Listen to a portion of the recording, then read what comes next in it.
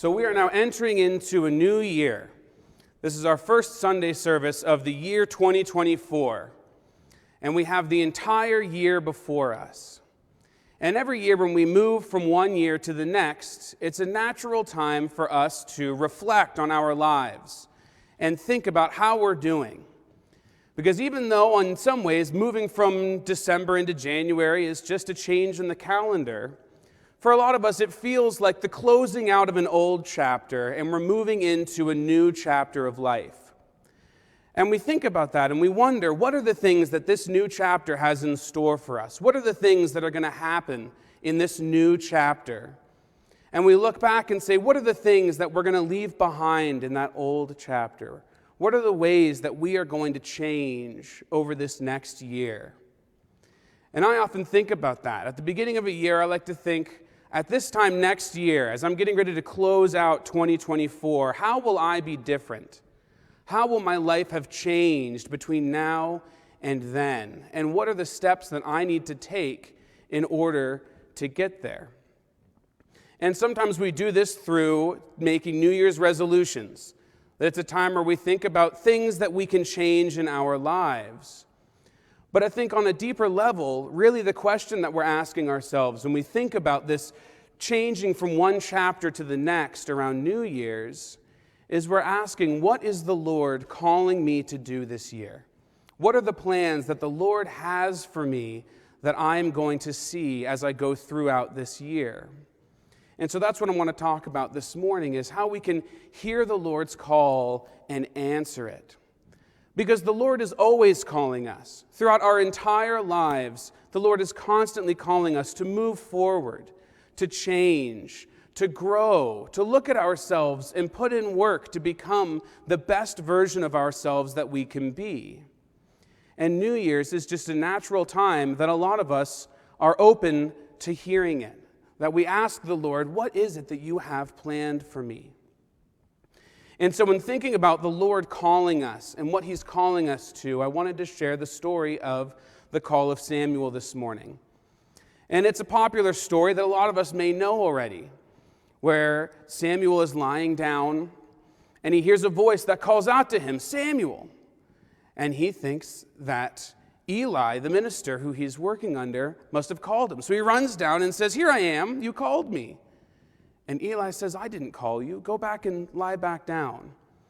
So he goes back and he lies down, and then again he hears his name called, Samuel. So he gets up and he runs back to Eli and says, here I am, you called me. And again Eli says, no, I didn't call you. Go back to sleep. And then a third time, this voice calls and says, Samuel. So he goes and he runs back to Eli and he says, here I am, you did call me. And that's when Eli realizes that this is the Lord calling Samuel. And so he tells him, go back and lie down. And this time, if you hear that voice again, answer it and say, speak, Lord, for your servant hears. So Samuel goes and he lies back down. And one last time, he hears that voice calling out, Samuel, Samuel. And he responds, speak, Lord, for your servant hears. And this is a powerful story because if we know anything about Samuel, we know that he is an important figure in the Bible. He is going to go on to do a lot of incredible things in his life. He is the last great judge over the children of Israel. And he is going to lead and guide the children of Israel through some of their most important times. He's such an important person that he has 2 books of the Bible named after him. So the Lord had some pretty impressive plans for this kid.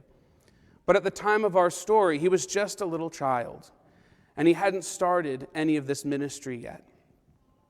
And so it's the story of the Lord calling him to start on that journey, to say, here is the use that you are going to serve. This is the life that I want you to lead. And it all starts with him being called in his sleep here.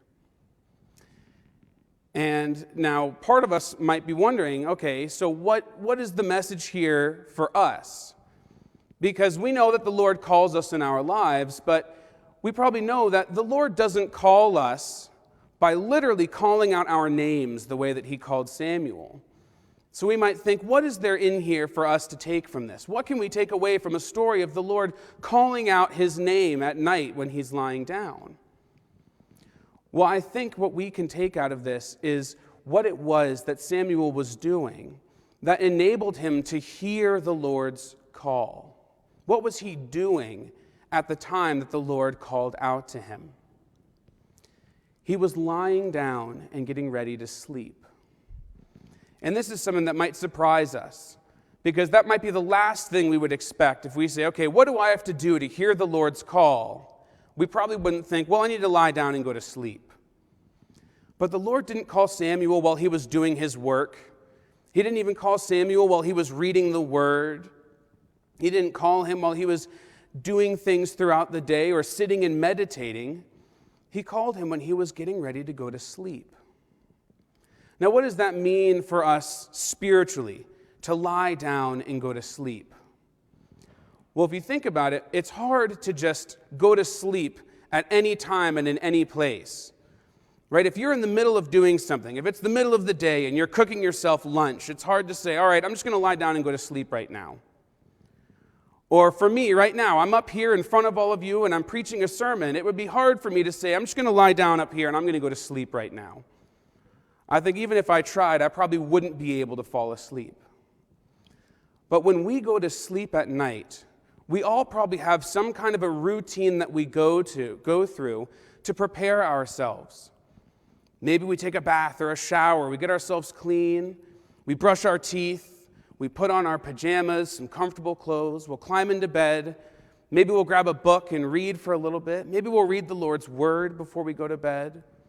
Maybe we'll say the Lord's Prayer, we'll talk to God before going to sleep, and we turn off our lights and lay our head down and close our eyes.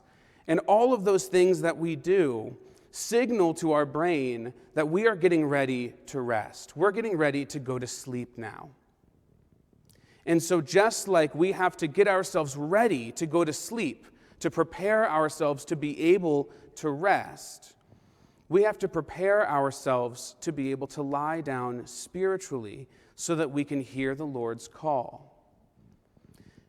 And the passage that we read this morning from the Arcana Celestia told us that in the word lying down and sleeping represents a state of serenity or a state of peace. And it said that that state of peace comes when we remove evil desires and false ideas from ourselves. Because it says that those are what cause all of our unrest in our lives. And so just like it's hard to fall asleep in the middle of the day when the lights are on and there's lots of stuff going on around us, it's hard for us to lie down spiritually and be able to hear the Lord's call when we have a lot of our own selfish ideas floating around in our heads and in our hearts. And so when we think about going into a new year and we think about how can I hear the Lord's call, how can I hear what the Lord is calling me to this year and what he's trying to lead me towards, we can follow Samuel's example and we can work on lying down and sleeping by putting in the effort to remove evil desires and false ideas that are inside of us, because we all have them. We all have areas of our lives where we like to put ourselves before other people. Or we have these ideas in our lives about what we think is going to make us happy that we know aren't true, and yet we find ourselves going back to them time and time again. And so our big takeaway this morning, what we can do is we can all, as we move into this new year, into 2024, we can take time to look inside ourselves and ask ourselves, what are these things that are holding me back from being able to lie down spiritually? What are these selfish desires? What are these false ideas that I find myself holding on to year after year that are stopping me from being able to hear what the Lord is calling me towards? And we can focus on trying to let go of those things. And what's powerful about that is we might say, okay, but how does letting go of these evil desires and false ideas, how does that help us hear the Lord's call? Well, in the new church, one of the most powerful teachings we have is one that tells us that to the extent that we shun evils as sins, and that's kind of a weird phrase, to shun an evil as a sin, but what that word literally means, shun, means to flee from or to run away from something. So to the extent that we turn ourselves away from things that are evil because they are wrong, we're told that to that same extent, we start to do what is right. So becoming a good person, growing into a better version of ourselves, isn't necessarily a case of I need to find all of the good things I'm supposed to do and make sure I'm doing this and this and this and this. But in a lot of ways, it's more about finding these things that are holding us back. And as we are willing to let go of those things and turn away from those things, then we will naturally feel where the Lord is pulling us forward, that the goodness will flow naturally from there. And so this year, as we move into 2024, I want all of us to look at ourselves, and I want all of us to even just identify one thing, one area that we see in ourselves or we say, I can do better here. This is one area where I know that I keep doing the wrong thing over and over and over again. And let's commit ourselves to focusing on just that one thing as we go into this year and say, I'm going to focus this year, in this next chapter of my life, on leaving this thing behind.